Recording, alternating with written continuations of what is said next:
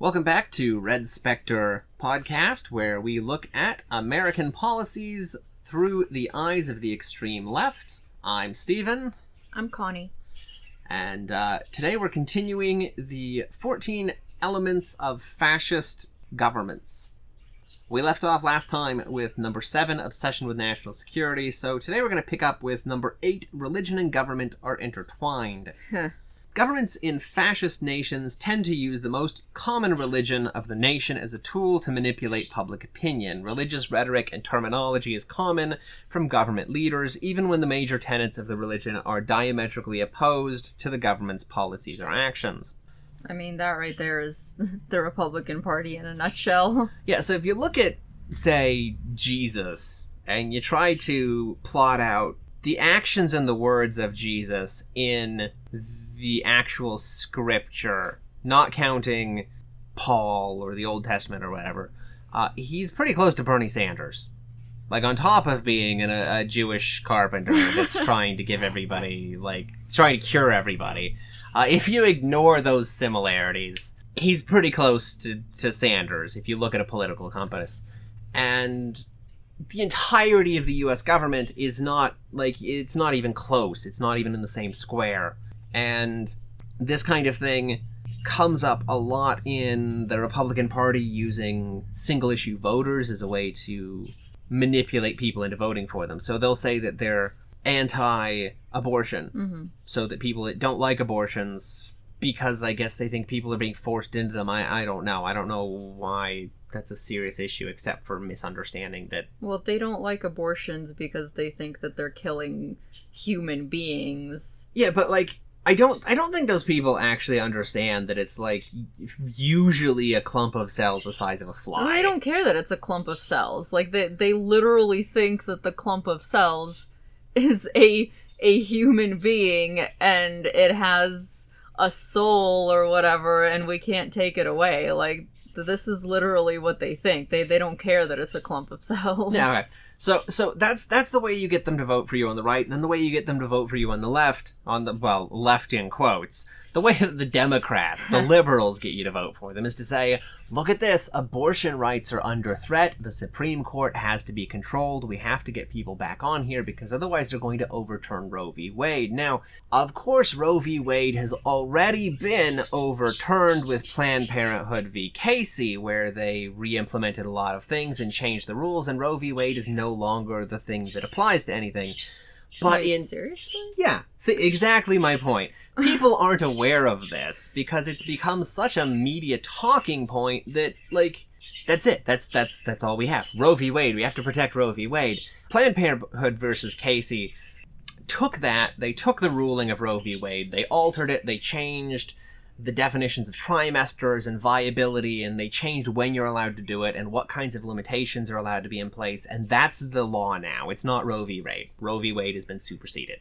Huh. So this is an important thing because Roe v. Wade was a majority conservative court. 6 of the 9 justices were conservative. It was 7-2 in favor of the outcome that we have now. One of the 2 against was White, who was appointed by Kennedy. So 1 of 2 against it was a liberal. And then if you fast forward to Planned Parenthood v. Casey, where they upheld Roe v. Wade with some modification, 8 of the 9 justices were conservative. Oh, wow. The one that was not was White, who previously voted against Roe v. Wade. Wow. So, this idea that we have to protect the Supreme Court in order to protect this right when it was a conservative court both times is just manufactured gibberish, using this defense against religion now to then manipulate it. So even though it's the other side of the coin, it's exactly the same behavior at work. This comes up in the case of Donald Trump, who constantly talks about how much he loves the Bible, and 2 Timothy is just such an inspirational work, and he doesn't have a favorite scripture because he loves all of it so much. I imagine if he had a favorite part of the scripture, it'd be that part about smashing babies and making people eat their own feces. So we have that, and then on the flip side, we have somebody like Obama who went to a fairly conservative church to play up his appeal to the population. We have people on the far right who were horrifically opposed to Obama because he had a Muslim-sounding name. Hussein, oh my god. Scary. Yeah. So this is absolutely something that we're doing all the time on...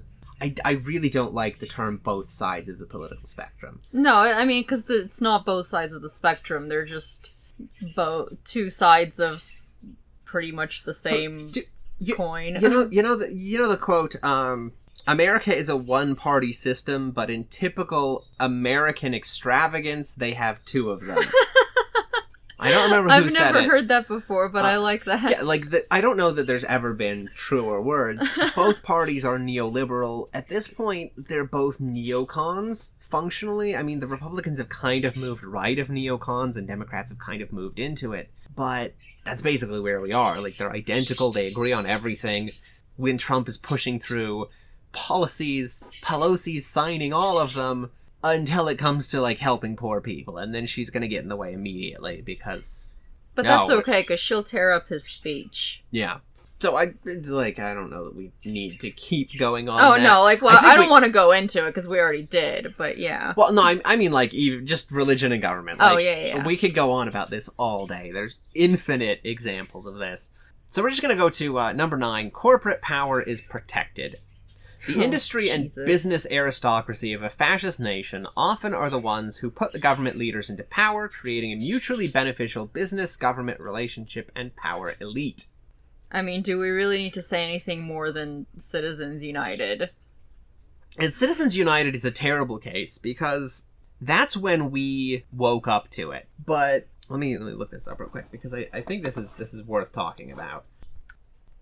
So if you look at First National Bank of Boston v. Bellotti, 1978, there was a proposed tax law that was going to increase taxes on the wealthy, and this didn't directly affect the bank in any way. And at the time, you weren't really allowed to fight against a law without being directly impacted by it, and that's still kind of the case today, where, like, if something comes up and you know that it's unconstitutional, like teaching creation in a school, but you don't have a kid, you're not allowed to fight against it. Mm. Somebody with a kid in the school has to do it. So they started trying to advertise to criticize this law because it did affect rich people who put their money into the bank. And even though they weren't materially affected by the law, they felt that they should do it, and the Supreme Court decided to side with them, that political speech should not be restricted by whether you as a person are affected. It should be open to companies. They basically paved the way for corporations to spend money lobbying for these things politically, to create ads, to change our opinions. This opened the door for Citizens United, but this basically created the problem. And this is, again, back in 78. There are a few cases before this that I don't remember the names of, but there's a very long history of this kind of thing happening. The flip side of this is San Antonio Independent School District v. Rodriguez, where they decided that poor people are not a protected class, and that you have a right to an education, but you don't have a right to an education that actually teaches you anything. And this is the sort of flip of priorities, where they made it very clear that corporations are people that have to be respected, but poor people are not. That's insane. Now, the Rodriguez case was 73. I just got a voicemail from some conservative wacko trying to get me to vote for them. Cool. I wish I picked that up. That could have been a fun speakerphone conversation. Yeah, so this is 73, and the other one that sets the precedent for Citizens United, 78, it's the same court. This is the same group of people saying poor people don't count, but companies do. Mm-hmm. Number 10, labor power is suppressed.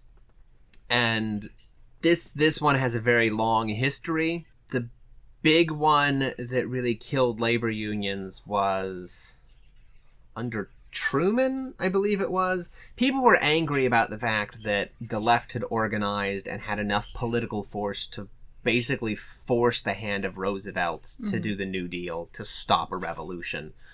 And so as soon as things calmed down, the right jumped in and passed laws to basically kill the ability to organize, kill unions.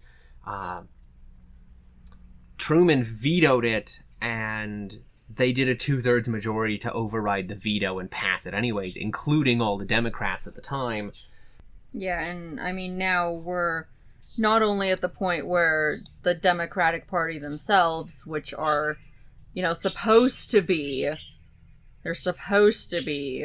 the party for, the working people and all of this. They're pretty blatantly anti-union, but not only that, but regular people who consider themselves Democrats, they think that unions are bad at this point. Yeah. I've seen that talking point so many times where people are like, well, and unions aren't really effective, and in a lot of ways they're harmful, and that's kind of sort of the case because they don't have any power anymore. But if you look at someplace like Iceland, where like 80% of the country is unionized, and every group of people has their own union. So if you're a steel worker, you're part of the steelworkers union, and that union dictates national minimum wages and minimum care for everybody in every branch of the country doing that. The fishermen's union says if you're going to go out and you're going to work on a boat, you're not allowed to be paid less than this, no matter who it is, for any reason. And that's the kind of thing that dictates nationwide policies for wages and for care, and it works really well. So, like, they don't have a national minimum wage law because they don't need it, because if you work at McDonald's, you're going to be part of the fast food union that's going to protect your rights as a fast food worker. Yeah, and the other side effect of suppressing labor power is that at this point we basically have a population that is so overworked and so underpaid that they don't have the time or the energy or the will left to engage with things politically because they're just like beaten down in their work life. Absolutely. If you have a job doing, we used to work for patient care for people with heavy physical and mental disabilities.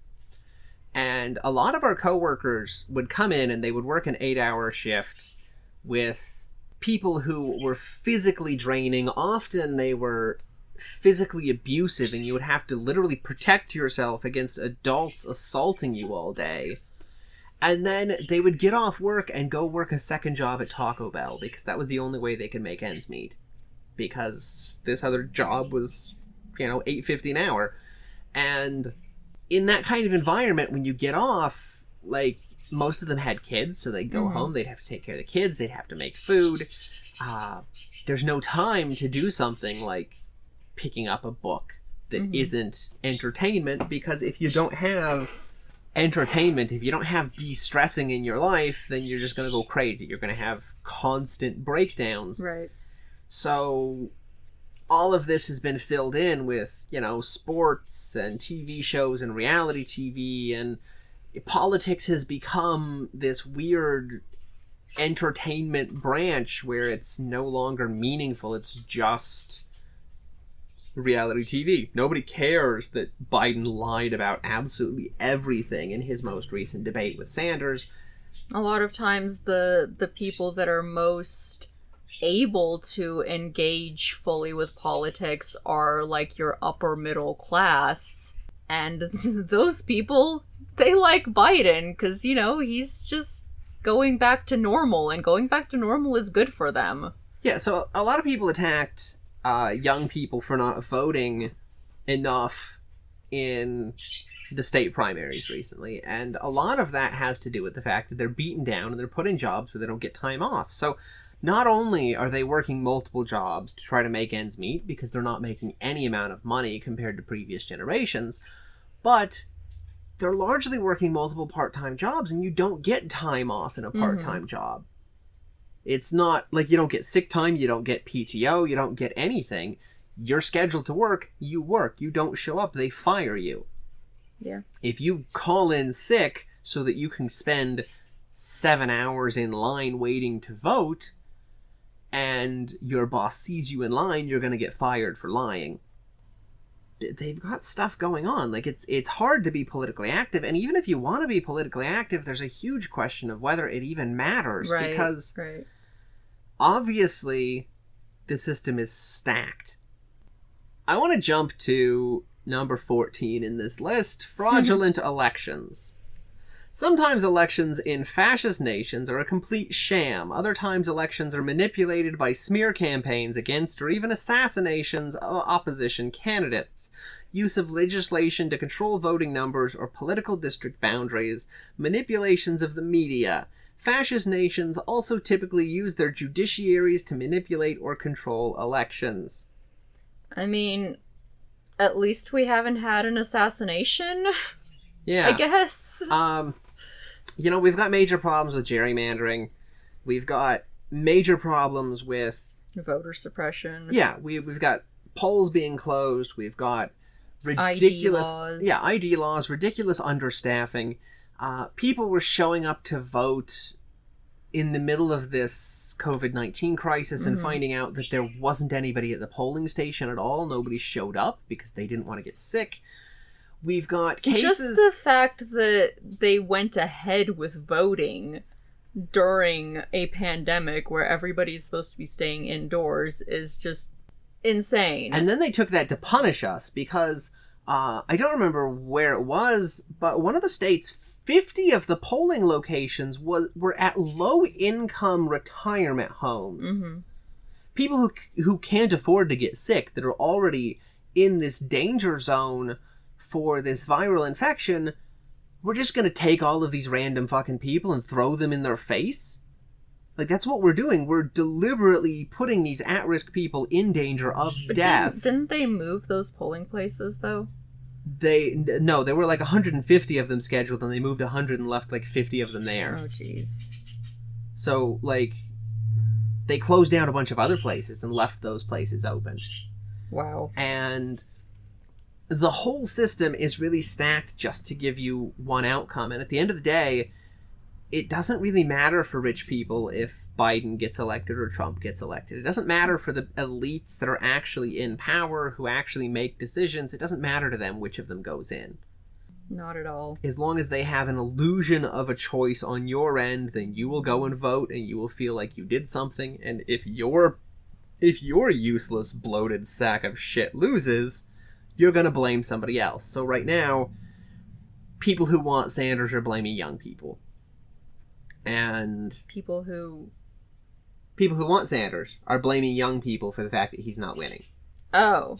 I don't think people... I think the mainstream media is blaming young people for not turning out. Yeah, but, like, there's so many, like, dumb memes about young people being responsible for losing being spread around leftist groups right now. There are some, yeah, but I've also seen plenty of things calling out the general rigging of there's been a lot of pushback, but the intent was to set that as a narrative, and it did work for a few days, and it's still there. It's still constantly coming up. And even in a case of, like, a Sanders win, there's so many politicians that you can't actually get anything done. And, one of the big selling points of Elizabeth Warren was, well, I'm going to get these laws passed by cheating and doing the thing that we're not supposed to do and pushing everything as a budget reconciliation. Because politics is so broken that you can't actually pass anything using legitimate arguing, using legitimate ways forward. Wasn't she going to get rid of the filibuster? Yeah, she talked about wanting to get rid of the filibuster to stop people from being able to protest, but, like, Sanders is famous at the moment because he spent 9 hours filibustering against some banking reform bill, and I don't even remember what it was, but basically it was regressive taxation, and he didn't like it, and it got turned into a book, and that's where a lot of his money came from, is because he was filibustering to protect us, the workers, from corporations. Yeah, and there are things that are broken with the filibuster, and I believe that Sanders wants to do a filibuster reform. Yeah, but getting rid of it entirely seems like a bad idea, because you want to still have a voice if you're in the minority. The problem with it at the moment is you can, if you're in the Senate, you can send out an email that says, I intend to filibuster, and then everybody just goes, oh, well, never mind then. Yeah. And they don't bother to hold the vote. Whereas if you actually show up to filibuster, it takes a lot of balls to sit there peeing in a bucket at the podium so that you don't walk out and lose your time and then have them do the vote while you're in the bathroom. It's inconvenient. It's hard to do. If you have to invest that amount of time and energy into this, it's taxing in a lot of ways. And it is an important thing for protecting some degree of rights. I don't know, it just seems like both sides immediately, as soon as something doesn't work for their convenience, they want to get rid of it, with absolutely no recognition or memory of the fact that in the last administration it was used to their benefit also. But, like, at the end of the day, it doesn't really matter, because it's just rich merchants versus rich bankers. That's what our policies are right now. Does it benefit Walmart and the Waltons, or does it benefit Wall Street, or does it benefit Bezos, or does it benefit Gates? And that's the argument. Moving forward, we've got number 11, disdain for intellectuals and the arts. Fascist nations tend to promote and tolerate open hostility to higher education and academia. It's not uncommon for professors and other academics to be censored or even arrested. Free expression of the arts is openly attacked, and governments often refuse to fund the arts. Now, every week, I hear an ad play on the radio here about high school sports.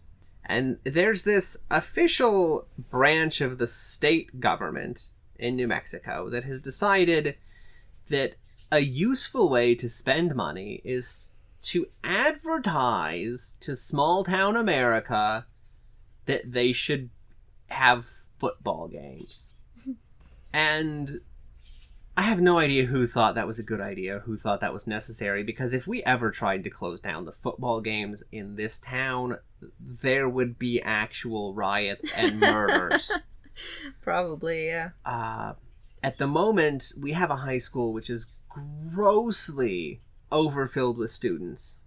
They've already branched off the freshmen to be a different campus. It's a different school, and so they've just got 10th, 11th, and 12th grade as one group. And the reason that they do that is, in a town like this, if you have a second high school, it splits the city, and it splits the loyalties, and you end up with all sorts of really gross infighting and problems. When I was in high school, the next town over, it was like 12 miles over, when we would play against them for football games, parents would show up and do things like flipping over the school buses. Jesus.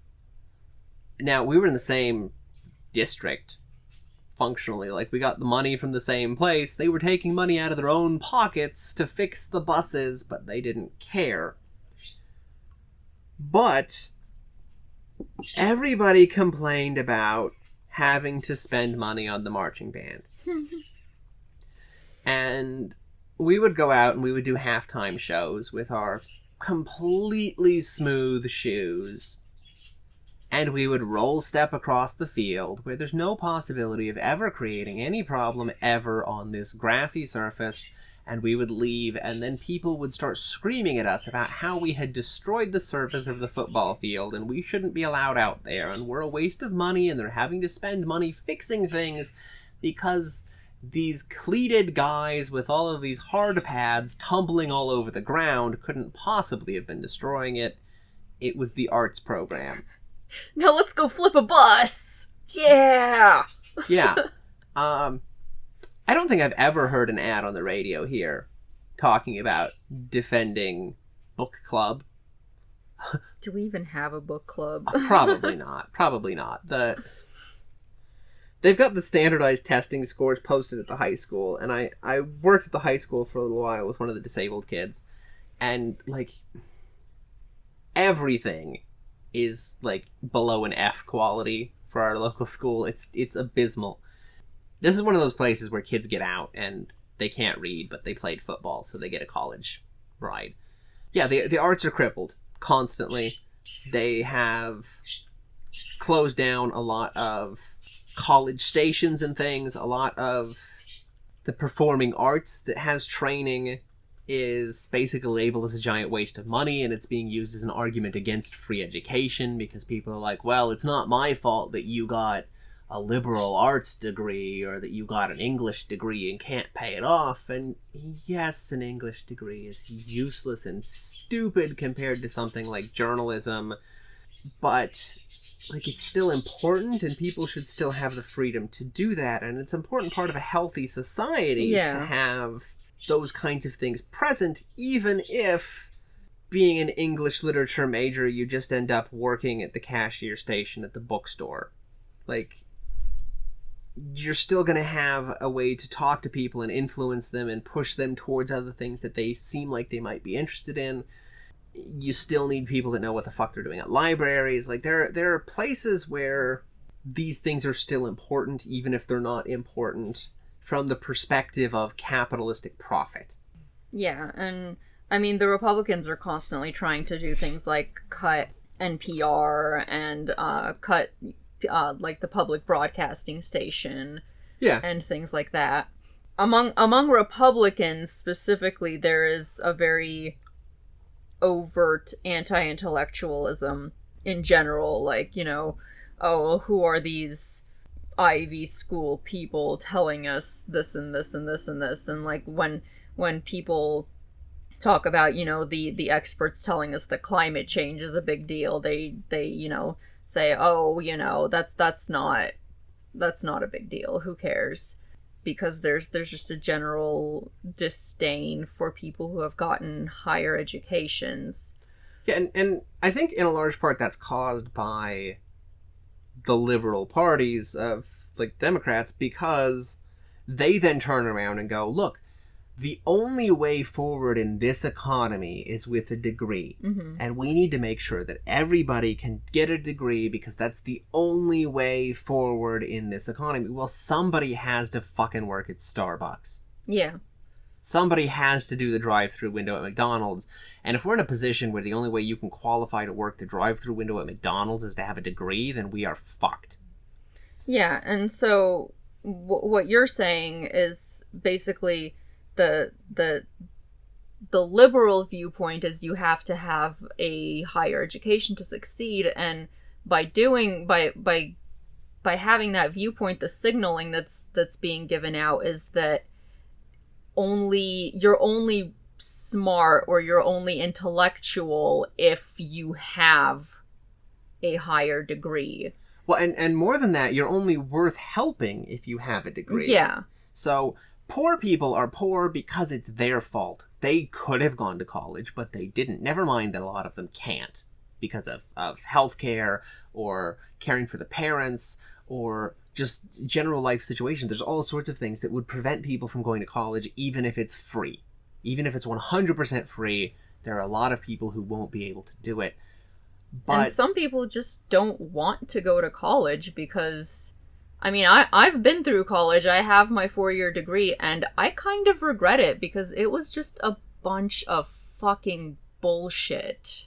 Yeah, and, you know, we go over and we hang out with the economics professor for the college for holidays a lot, and he'll have other people over, and we'll get into arguments with them where there are other economists and things, and they all sort of take this attitude of like, well, your opinion doesn't matter because I have a PhD and you don't have a degree at all. And then, like, 3 or 4 months down the line, the shit that I was saying ends up being true. And, like, I basically warned them, like, you know, Apple stock's gonna fucking crash because Apple has no way forward, and being somebody that does tech for a living, I can see this. I can see the pattern that's coming out. I can see that this is going to be a disaster. You're telling me you're investing all this money in it. You need to get out. Yeah, so by saying that, you only, like, your opinion or your views or you as a person only matter if you have this 4-year degree, you're automatically disqualifying a bunch of people who are still smart, but they just don't have a degree for whatever reason. You're disqualifying different types of intelligences that are very much necessary for a society to function. Yeah, there's no such thing as unskilled labor. And, Yeah. You can hand somebody a shovel and tell them to go dig a ditch. And if I had a banker a shovel and tell him to go dig a ditch, he's going to end up injured and unable to work in 2 hours because he has no idea what the fuck he's doing. Yeah. And that's not because digging a ditch is hard, it's because there's a technique to how you do it so that you don't get tired and you don't injure yourself. And any kind of work requires learning the ability to do it. And anything that we do requires a degree of intelligence. And this resentment that's created by these implications that, this job is necessary, but whoever does it deserves to be poor, then reinforces this anti-intellectual movement. And I think people have pointed this out to them. Like, Joe Biden knows that this is a problem. I mean, I can't say that he personally knows because I don't know how functional his mental faculties are at this point. I know people get tired of the dementia jokes, but I generally have no idea because he's basically been in hiding throughout this coronavirus thing. Like, he did one, disastrous press conference and, the thing where he wandered off stage. He's been nowhere to be seen. Very presidential. Such leadership. Yeah, so he... you say that, and then I remember that video of Sanders coming down the stairs pretending to be a monster, and I'm just like, whatever. Better presidential behavior. That's fine. I forget where I was fucking going with this now. Yeah, they know this problem. They know that this is not the way that this should be presented, and they do it anyways, because I think that they are deliberately building this distinction between the parties. When Hillary Clinton or Barack Obama refers to the working class people as the deplorables in the country, and then the working class people turn around and take that as a name for themselves. And they do things like creating websites called the deplorables, where they get right-wing news. This is creating a conflict that doesn't need to be there. It has to be on purpose. It's so obvious. Yes, the average person probably buys into it because of groupthink, but if your job is to create policy and to think about these things, and you're part of, say, the Democratic Leadership Council, your goal is to move things to the right, your goal is to create division, and your goal is then to use that division to justify moving further to the right, you're going to have these conversations. You're going to have people that are trained in philosophy, that are trained in thinking, sitting down and going through the implications of all of these things and going, yes, let's do that. That's a good idea. And that's what Joe Biden is part of. Yeah, I mean, maybe. You don't have... I'm kind of hesitant to jump into the whole, it's like a purposeful conspiracy thing, well, but... I'm just saying, Bill Clinton... You can say what you want about his sexist, manipulative shit, right? But he was a smart fucking guy. And when he went on... when he was in the questioning chair for his impeachment, and he was saying things like, I need you to define what the word is means... That was not him grandstanding. That was him playing games with the intentional... With the philosophical meaning of words and where the question can go so that he would avoid lying because he's aware of those things. Now, I'm not going to say he's a brilliant man, but he was part of this group moving forward. And those are the kinds of games that he plays because those are the kinds of games that he's used to. And I can't imagine this group not being people that do that. Maybe. Lawyers do that shit all the time anyways. That's what court cases are. They're words of game, or games of words. Words of games. Yeah, that'd be the worst fucking book. Yeah, so they play games with words, and Okay, so the letter of the law is what matters. It's not the intent of the law, it's the letter of what's written, and that's how you're trained to look at it, that's how you're trained to play it, and when you're trained to play those games, I feel like you're going to be trained to then manipulate people with it, because that's part of it. Even if you're not specializing in defense law, you're getting training in manipulating people with words. Yeah. Yeah, I mean, I agree. I agree that that's...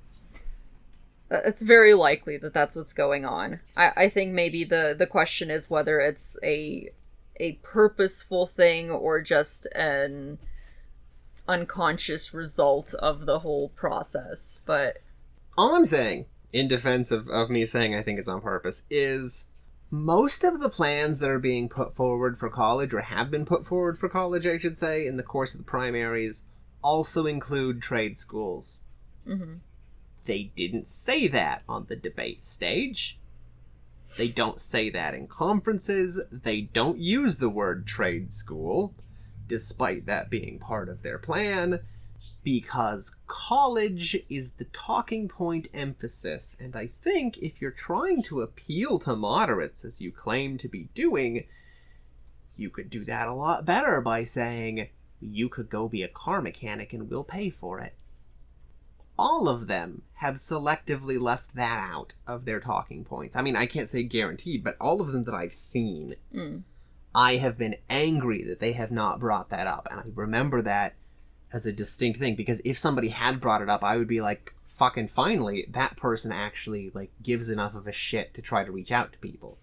I don't know if Bernie has brought it up in a debate per se, but I know for a fact he's mentioned trade schools as being part of his thing in other public appearances. Yeah, but, like, Bernie isn't a Democrat. Well, yeah. Like, it's fair for them to make that criticism of him, because he is not a Democrat. Yeah. I mean, he's not. That's true. Yeah.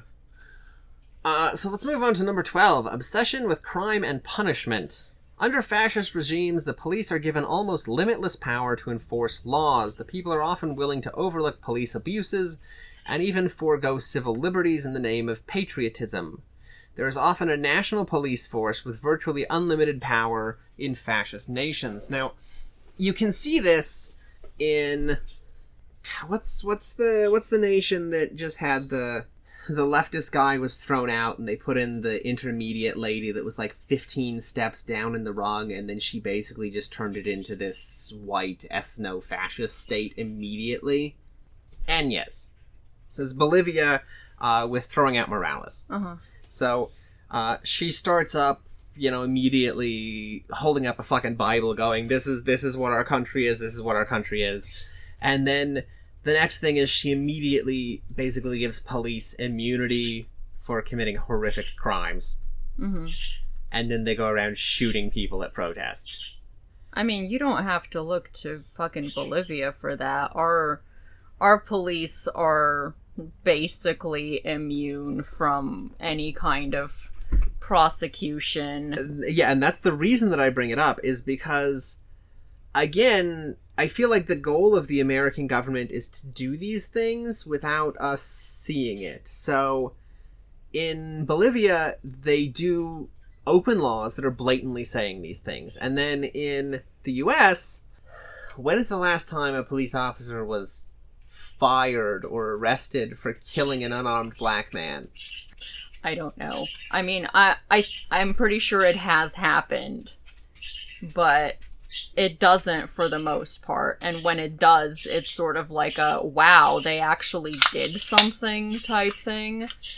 And I kind of feel like, I almost feel like they occasionally pick someone to go ahead and punish just to, like, kind of get people to shut up a little more. Yeah, they like, just see here, punishment. Yeah, like a sacrificial lamb, basically. Like, they're just like, see, look, we're gonna punish this one person, and now everything's okay, right? Well, no, it's not okay, because there are still so many black people being shot for no fucking reason, and it is just disgusting.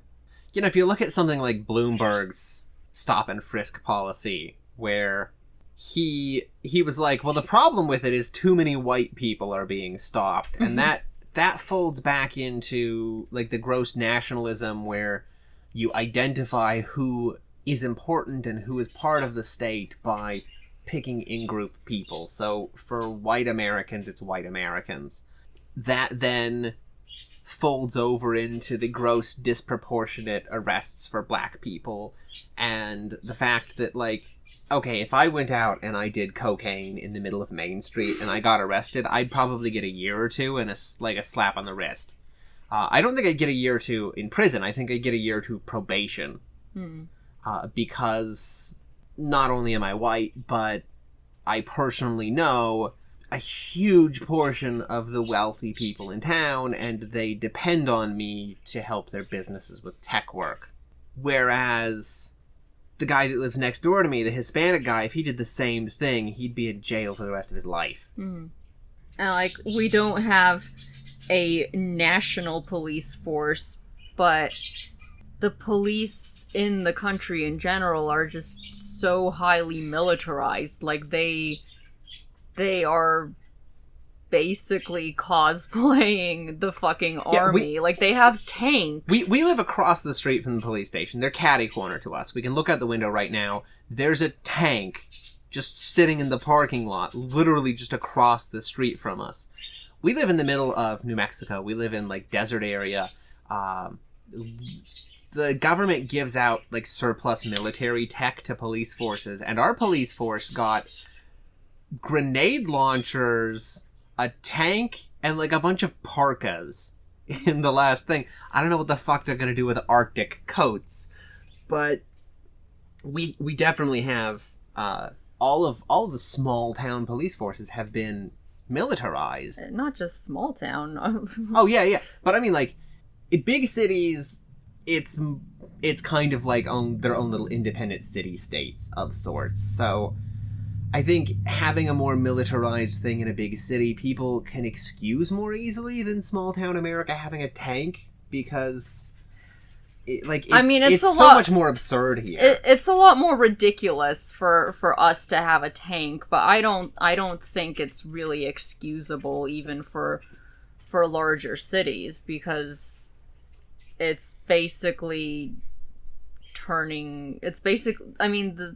well, if you have something like an earthquake in a large city and a huge amount of the street gets overturned and you need to be able to get through things and you need to be able to push cars out of the way, or like, you can justify it for national emergency use, although in theory that should be National Guard. Yeah. Right? But you can make the argument for it in bigger cities that you can't here. Like, there's no excuse that you can make for small town that then makes tank make sense.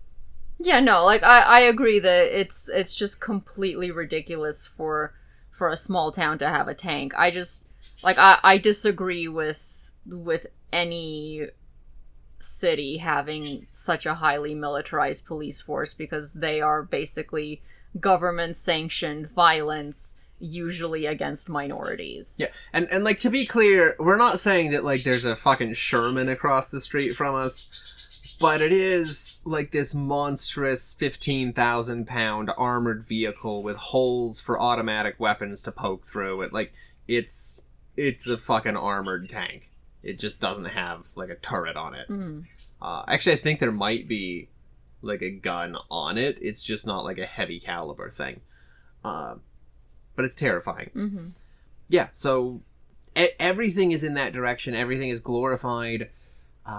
I was on Facebook the other day, and somebody posted one of those Blue Lives Matters flags, and it was just like, hey, you know, I found some extra toilet paper for use in this crisis. Yes. And there were so many people that were just losing their minds and going, well, you need to get the fuck out of America if you don't support the cops, because we've folded over patriotism into support for these ridiculous militarized police organizations, to the degree that you cannot be American if you don't support the cops. Last, we've got rampant cronyism and corruption. Fascist regimes almost always are governed by groups of friends and associates who appoint each other to government positions and use government power and authority to protect their friends from accountability. It's not uncommon in fascist regimes for national resources and even treasures to be appropriated or even outright stolen by government leaders. Now, obviously, we don't really have national treasures in this country per se, because anything that was of any value has been broken down and turned back into whatever the fuck somebody can use years ago. So, we don't have, like, museums full of Mayan artifacts and things, because anything like that of importance that anybody has more than cultural value to. We've got Mount Rushmore. Yeah, right. So Jesus, that is such a great example of this, like, this heritage site that we're just like, nah, fucking white people's faces. That'll fucking show you. Every time you go there, you're gonna fucking see us. Yes. Right? I don't know if that's better or worse than, like, stealing Aztec or Incan gold. I'm gonna say it's worse. Yeah, just because, like, that the Native Americans whose land that is are just, like, have constantly this reminder in their face of the fact that we fucked them over. And like, okay, I don't know how well known it is that that's important tribal land and that mountain has important significance. But you remember when people got mad at Warren for claiming to be an Indian, and then she didn't really make an apology, and then later Jack Black showed up with a t-shirt of Mount Rushmore with Elizabeth Warren's face added to it. Oh god. I mean, I've seen the picture of Mount Rushmore with Warren's face added to it, but I did not realize that was Jack Black. Yeah. Wow. I don't know. I just the whole thing, and that doesn't really necessarily have anything to do with cronyism or corruption. it as far as, like, there are things that cannot apply to us because of the way that we function. We destroy and we eat things, but we don't hoard them. Like, the British hoards Egyptian treasures, but the Smithsonian, while it's full of things, it's largely full of things that are just glorifying American exceptionalism, like, the spare Skylab and Apollo modules. And we do have problems of, like, most of the T-Rex specimens are owned by rich people. There's only, like, two T-Rex skeletons of, like, 40 that are actually owned by, like, museums. Yeah, I mean, but national treasures are a small part of this. I mean, we're talking about rampant cronyism and corruption, and that's sort of the definition of the U.S. government at this point. Yeah, absolutely. If you look at literally anything having to do with Donald Trump and the idiots that keep getting in trouble and getting pardoned, any of the crap going on with corporate lobbying and people protecting the banks and people choosing to, like we said earlier, you mandate that somebody has to make masks for the coronavirus problem, but you pick the guy that if we're going to make a spaceship, let's say we're making the space shuttle, well, now you have to have somebody that works in your state work on the engine, or you're not going to jump on board because that's the only way that you can ensure that you get donations. And we end up with the least efficient system possible in all sorts of areas just because of this nonsense. And, if we're going to talk about corruption, we might want to mention the news that came out, early today, late last night, about Senate members dumping all of their stocks while telling the public that there was, no reason to panic from coronavirus, while telling all their rich friends that this is going to be super serious and you have to be ready for it because it's going to be really bad. That's awful. That's so corrupt.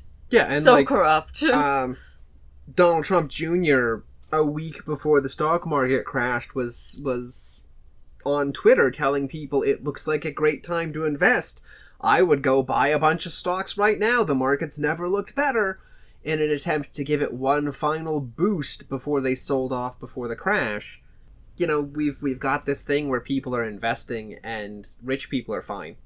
Rich people sold off, and then when it bottoms out, they're going to buy again. Yeah. When it hits 15,000, they're going to buy again, and their money's going to double because they sold at 30,000. Yeah. And the whole system is stacked specifically to make that possible, while everybody else that was like, oh, I mean, I can trust him. He's trustworthy. He's telling me to buy. I'll go ahead and do it. It's like the people that do the pump and dump stocks prior to medications being approved or denied by the FDA. I think we should probably make clear that none of this is to say the situation in America is anywhere near as bad as, you know, in other countries around the world. Oh, yeah, I'm not suggesting that, there's clearly a spectrum of fascism, and I think our particular brand of fascism mostly is devastating to everybody outside of the US. Yeah, and even though there's definitely ways in which the working people, especially in the US, are suffering. I think that's a really important thing to bring up because, you know, in a fascist regime, the privileged people don't suffer. And in the United States, the overwhelming majority of us don't really suffer under these policies. But the flip side of it is, somebody like the Bolsonaro government, like, that's in place because of ties to the US. All of these other far-right places, we keep legitimizing them. We keep giving them money to create these power structures deliberately. These things exist as subsets of American fascism. And I think that's part of what separates them from, like, old-school European fascists. Mussolini, Hitler, and Franco, those happened organizing amongst each other. Those happened in response to the things going on with economic crisis in Europe at the time. We sold things. We sold weapons to them. We propped them up at the time, but we didn't cause them. But new fascism, South American fascism, like, we were behind most of that. Yeah. Those things are branches of American fascism. They're tendrils that we're sending out. And we used to have these gross political cartoons of, like, the Nazis being depicted by octopi and things. But, like, we're the tentacled beast. Yeah, absolutely. And I think it's also important to think about, to consider that, you know, at some point when a country has no compunctions about practicing fascism abroad in other places, how long until they go ahead and do with its own citizens what they're doing with the rest of the world?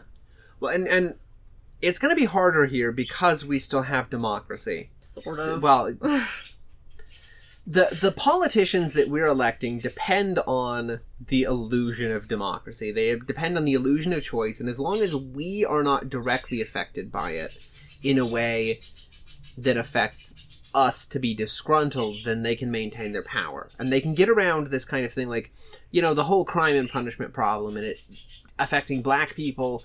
Well, they get around that affecting them by gerrymandering and closing polling locations in poor locations and closing polling locations in black schools and underfunding education programs for inner cities. They do all of these things deliberately to limit the voting power of minority groups, because if they cannot be educated and they cannot be active, then they cannot negatively impact the system. But they're not blocking them. Like, they can say, well, there's nothing that stops a black person from going and getting an ID, so they qualify for voter laws. Okay, technically that's true, except that in the case of, say, Indian reservations, a lot of those people don't have physical addresses. They're only given P.O. boxes. But if they want to vote, they have to have an ID, but you're not allowed to get an ID unless you have a physical address. They don't have one, because the government won't give them one. And now, like, you've made it so it's impossible for them to vote, you've made it so it's impossible for them to participate, but you've done it in a way that everybody else says, That's not what was done. This is reasonable. Everybody's being treated the same. It's fine. It's fair. There's no favoritism.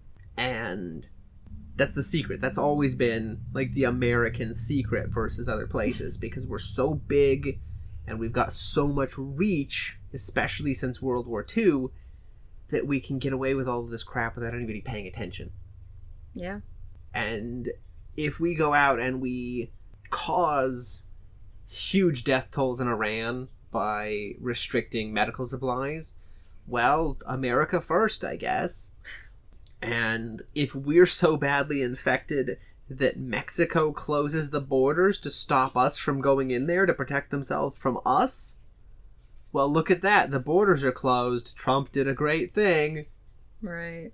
Yeah, I don't know. The realization to the degree to which this is happening is kind of terrifying, but kind of enlightening as somebody that has not really had any faith in the electoral system for a really long time. I don't know, it all sounds conspiratorial, but like it's 100% there. It's easy to fact check these things. It's easy to look at how these things stack up. And the only potential problem would be, maybe this list was compiled specifically to target America. You could very easily say that. Maybe they're picking and choosing things that also apply to America and also apply to George Bush. Because that's when this was done. This is following up September 11th and some of the things that were done. But I think most people would agree that we've moved a lot farther in these directions since then. So even if this was deliberately done to try to make Bush look bad, we're worse. Yeah. And we're not just worse because of Trump, we're worse because of Obama. Yeah. Anyways, that's all we've got for today, I think. And we'll see you guys in the next one. Solidarity, comrades.